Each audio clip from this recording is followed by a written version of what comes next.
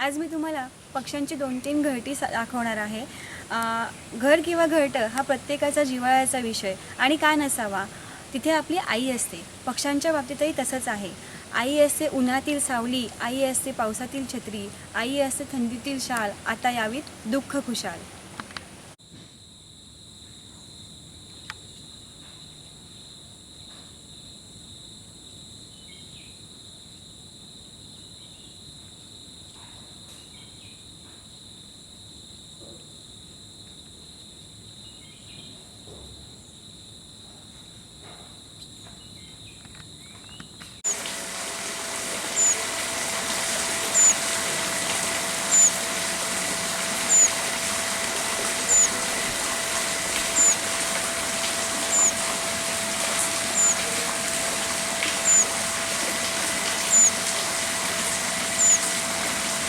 मी तुम्हाला एक साधारण चिमणीच्या आकारापेक्षा लहान चिमणी आकारापेक्षा लहान तो साधारण 10 सेंटीमीटर असतो, ज्याचं नाव आहे स्पॉटेड मुनिया।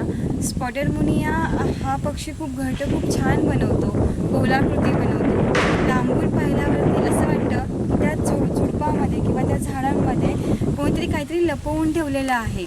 अशाच प्रकारची मी एक व्हिडिओ शूट केलेली आहे, जे तुम्हाला मी शेअर करत आहे किंवा मी तुम्हाला दाखवत आहे। मुनियाच आहे ना, म्हटलं ना मुनिया आहे म्हणून।